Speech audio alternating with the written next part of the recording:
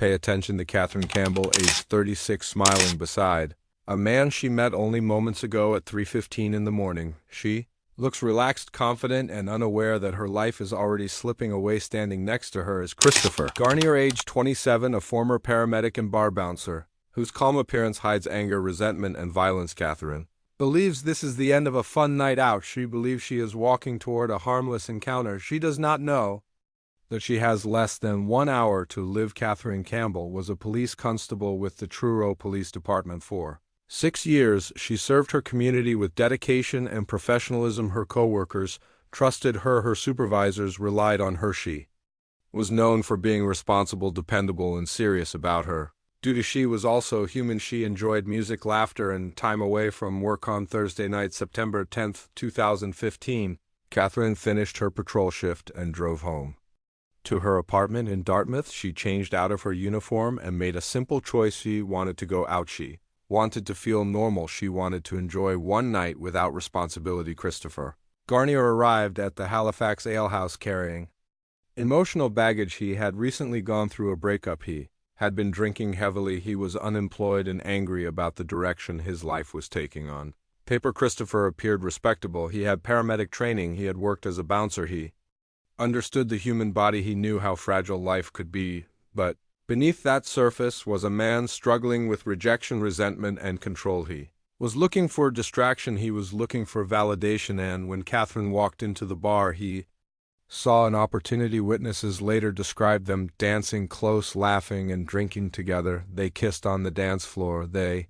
appeared comfortable with one another. To everyone watching, they looked like two adults making a mutual decision. Security cameras captured Katherine smiling, relaxed, and engaged. Christopher watched her with intense focus. He stayed close. He never lost sight of her. Katherine was not intoxicated. Witnesses would later say she was alert, coherent, and in control. She was enjoying herself, not reckless, not vulnerable. Just after 3 in the morning, the two left the bar together. They hailed a taxi. Christopher put his arm around Katherine as they climbed into the back seat. To the outside world, it looked ordinary, but the taxi driver would later describe tension. Something felt off. Something beneath the surface did not feel right. At 3:30 in the morning, the taxi stopped outside an apartment building on Macaulay Street. The driver watched them get out and walk inside. He drove away, unaware that he had just delivered Katherine Campbell to her death. From this moment forward, there would be no witnesses, no interruptions, no chance to escape. What happened next would destroy two families forever. The apartment on Macaulay Street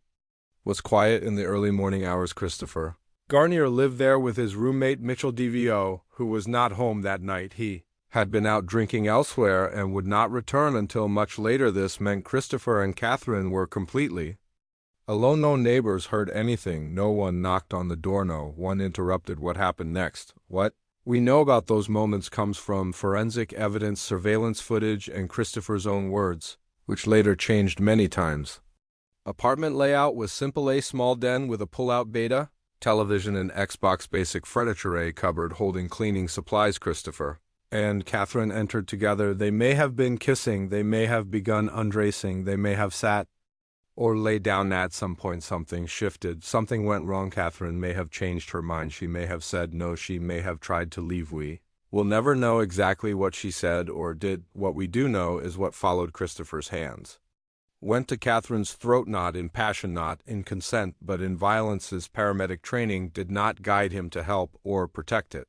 Guided him to kill. He understood anatomy. He knew how much pressure was required to stop breathing. He knew how long it took. Katherine fought back. The evidence shows she resisted. She was punched repeatedly in the face with enough force to fracture her nose and blacken both eyes. Blood spatter later found throughout the room confirmed the struggle. Christopher was stronger. He was angrier. He was determined. He strangled Katherine until she could not breathe, until she could not scream, until her body weakened beneath his hands. He did not stop when she stopped fighting. He continued until he was sure she was dead. Forensic evidence later showed blood on the den floor, blood on the back of the television, blood on the Xbox, blood on the cupboard handle where cleaning supplies were kept.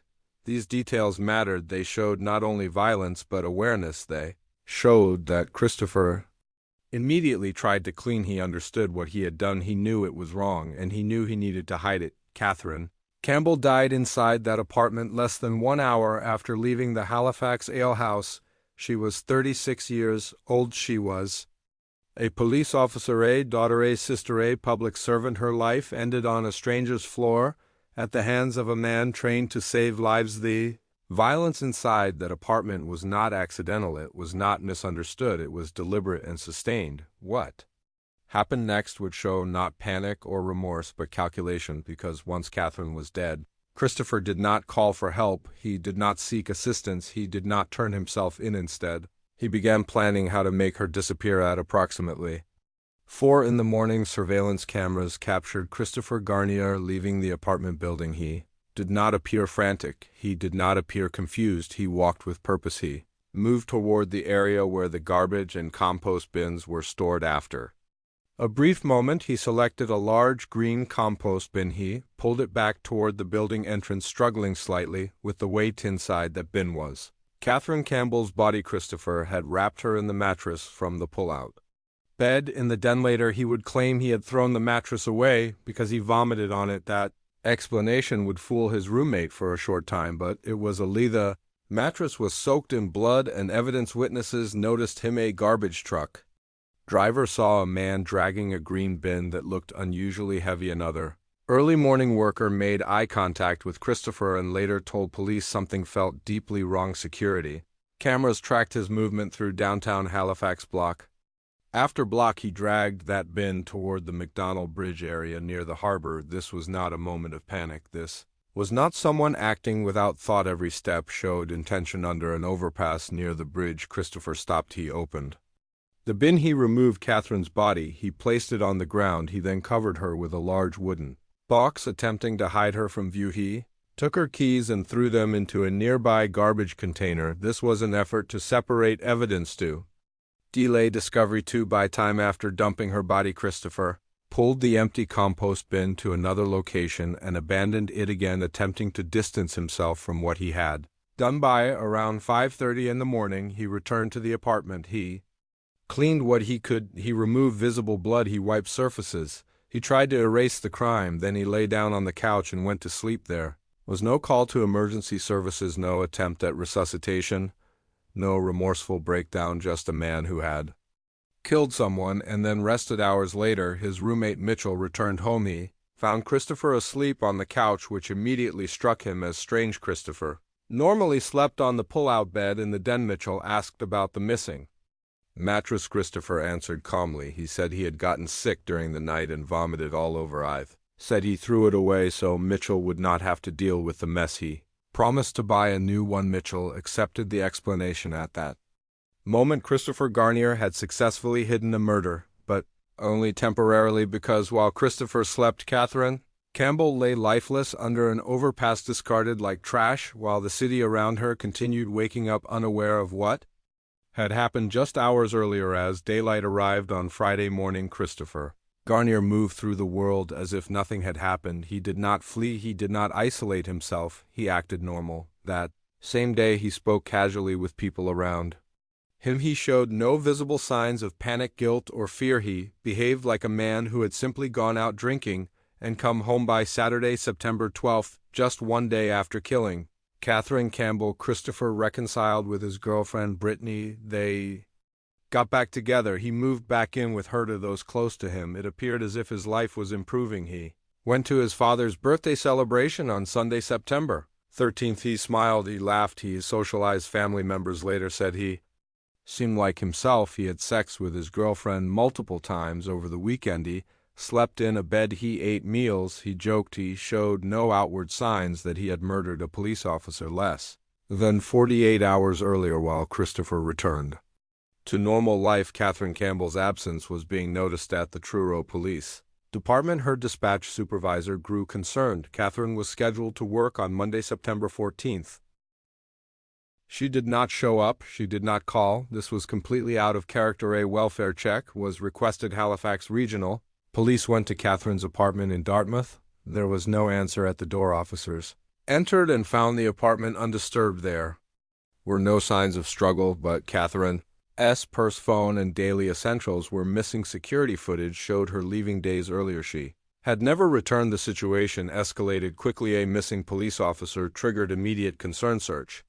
Efforts expanded, media attention began, cameras and witnesses traced Catherine's last known movements. They showed her traveling from her apartment to the Halifax Ale House. They showed her inside the bar. They showed her leaving with a man.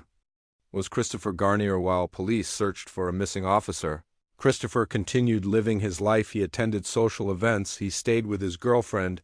He acted unaffected behind the scenes. Investigators were quietly building a timeline. They spoke with witnesses. They reviewed surveillance footage. They followed every step Catherine had taken that night. Each piece pointed in one direction. 5 days after Catherine disappeared, her body was discovered beneath the overpass near the McDonald Bridge, hidden under a wooden box left in the open but unseen. The case instantly shifted. What had been a missing person investigation became a homicide. Police publicly confirmed Katherine Campbell had been murdered. The city of Halifax was stunned. The police community was devastated, and Christopher Garnier, who had spent the weekend smiling and celebrating, was now at the center of a rapidly closing net. Once Katherine Campbell's body was found, the investigation moved rapidly. Police already suspected Christopher Garnier. Now they had confirmation that a murder had occurred. Investigators followed the trail of evidence that had been forming for days. Surveillance cameras placed Christopher with Katherine at the Halifax Ale House. They showed them leaving together. They showed him later pulling a green compost bin through downtown Halifax. In the early morning hours, the taxi driver who picked them up came forward. He identified both Katherine and Christopher. He confirmed driving them from the bar to the Macaulay Street apartment. He described tension in the vehicle, a feeling that something was not right. Police searched garbage bins near where Catherine's body was discovered. They found her keys, another critical link connecting the crime scene to the disposal site. Christopher Garnier was already the prime suspect before officers found Catherine's body. Just over 1 hour after the discovery, police located and arrested him while he was driving. What officers found inside his car raised immediate alarm. There was a tarp-propane blankete half-full 5-liter gasoline container. There was also a backpack containing clothing, toiletries, sandals, his passport, a deck of cards, and prescription medication for depression. This was not the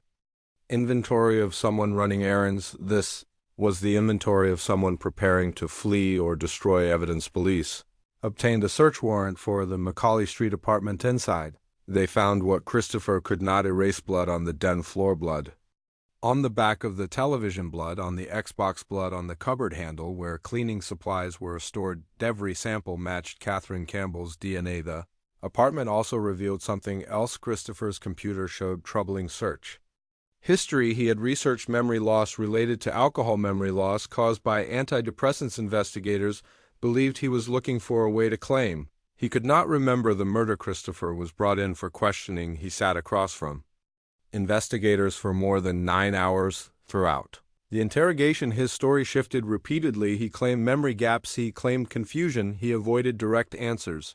When pressed about Catherine's condition, he admitted she was not alive when he put her in the compost bin. She was not breathing. She was not moving. When asked how he knew, he responded, as a paramedic, he understood death. He recognized it. Investigators confronted him with the gasoline, tarp, and rope found in his car. He suggested he planned to return and destroy Catherine's body. Christopher hesitated, then admitted he had thought about it. The evidence was overwhelming: the surveillance footage, the forensic proof, the witness statements, the contents of his vehicle. There was no escaping what he had done. By the end of the interrogation, the truth was clear: Katherine Campbell had been murdered and Christopher Garnier was responsible. Christopher Garnier was charged with second-degree murder and indignity to human remains. Despite the evidence, despite his own admissions, he pleaded not guilty. His trial did not begin until November 2017, more than 2 years after Katherine Campbell was killed. During that time, Christopher was released on bail under strict conditions. He violated those conditions and was arrested again before trial. Inside the courtroom, the Crown laid out a clear and brutal narrative. They described how Christopher and Katherine entered the apartment, how within minutes violence erupted, how he punched her and strangled her until she stopped breathing. They detailed how he wrapped her body in a mattress, dragged her outside, placed her in a compost bin, and wheeled her through the city before dumping her under an overpass. The defense strategy shocked many. Christopher's lawyers claimed Katherine had asked for rough sex. They argued she consented to being choked. They said her death was an accident during consensual activity. They pointed to her profession as a police officer. They argued that if she wanted to stop, she could have defended herself. They suggested her injuries were part of what she requested: the broken nose, the blackened eyes, the blood throughout the apartment, all framed by the defense as consensual. The jury heard this argument and saw the evidence side by side. The defense went further. They claimed Christopher suffered from post-traumatic stress disorder caused by the incident. They said he was dissociative, confused, and able to process his actions. They argued this explained why he disposed of Katherine's body, why he acted normal all weekend, why he could not clearly remember what he had done. Christopher's father wrote a letter to the court. He described his son's nightmares, flashbacks, and emotional suffering. The implication was clear: Christopher was the real victim. The prosecution rejected this narrative completely. They emphasized intent. They emphasized the length of the strangulation. They emphasized the calculated cleanup and disposal. They reminded the jury that Christopher did not seek help, did not call emergency services, did not show remorse. Instead, he went to parties, had sex, reconciled with his girlfriend, and planned to destroy evidence. After reviewing all testimony, footage, and forensic evidence, the jury reached a verdict. Christopher Garnier was found guilty on both charges. The courtroom filled with emotion. Katherine's family cried, some from relief, some from grief. Christopher's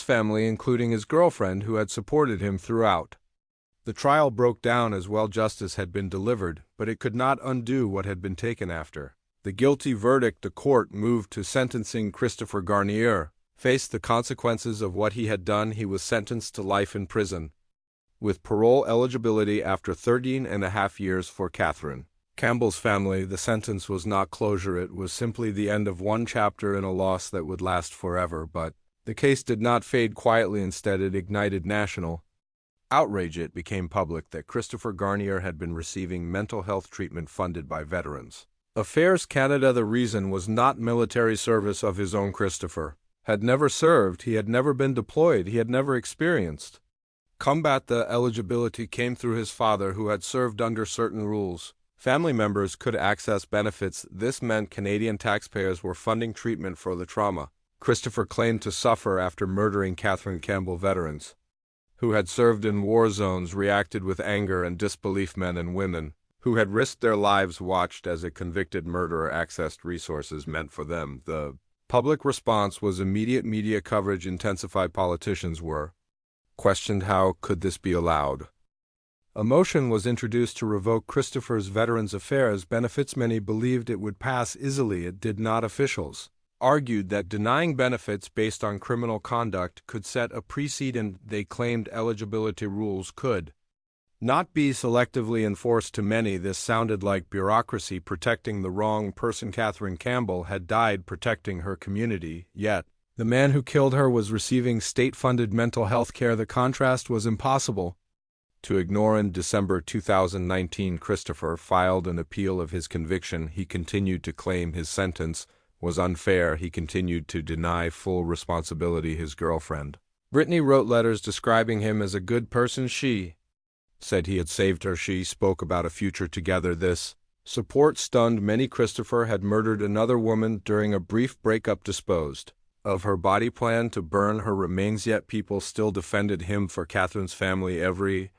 appeal, every hearing reopened the wound. They were forced to relive the crime again and again. The legal process moved slowly. The pain never did. Christopher remained in prison, but he continued to fight, to minimize, to justify, and while he pursued appeals and benefits, Katherine Campbell remained gone. Her future erased. Her family forever changed. The outrage surrounding this case was not just about the crime. It was about accountability, justice, and whose suffering society chooses to prioritize. Christopher Garnier remains in a Canadian federal prison serving a life sentence. He is eligible for parole after 13.5 years, though release is not guaranteed. Even if he is someday freed, he will spend decades behind bars. Katherine Campbell will never have that chance. Her family lost a daughter and a sister. Her colleagues lost a dedicated officer. Her Community lost someone who chose a life of service. Katherine followed in her father's footsteps as a volunteer firefighter before becoming a police officer. She believed in helping others. She believed in showing up. She believed in doing the right thing. She deserved a future. She deserved safety. She deserved to enjoy a night out without fear. Christopher Garnier made a choice inside that apartment. He chose violence. He chose control. He chose to end a life afterward. He chose to hide the body to clean the scene, to sleep, to smile, to celebrate. That coldness is what haunts this case. Surveillance cameras captured his journey through Halifax, dragging a green bin through empty streets, disposing of a human being like garbage, returning home to rest. Those images are difficult to forget, not because they are dramatic, but because they are ordinary. A man walking, a city asleep, a life erased. Katherine had less than 1 hour from the moment she left the Halifax Ale House. 1 hour from laughter to death. 1 hour from freedom to violence. Her final moments will never be fully known. Only Christopher knows exactly what was said, what triggered his rage, what crossed the line. But the evidence tells enough. The blood, the injuries, the calculated disposal, the gasoline ready to burn away. Proof Christopher could not erase who Katherine was. She will be remembered as a police officer who served with pride, as a daughter who was loved, as a sister who mattered. Her legacy stands in contrast to his. Christopher Garnier will be remembered for destruction, for betrayal of trust, for using knowledge meant to save lives to take one life. In Halifax continues. The bar still opens its doors. The apartment building still stands. Traffic moves past the overpass every day. But for Katherine Campbell's family, time stopped on September 11th, 2015. This case is a warning. Danger does not always announce itself. It can wear a friendly smile, stand beside you in a crowded bar, sit next to you in a taxi. Katherine Campbell had no way to know what Christopher Garnier was capable of, but her story matters because remembering her is an act of justice, and forgetting what happened is not an option.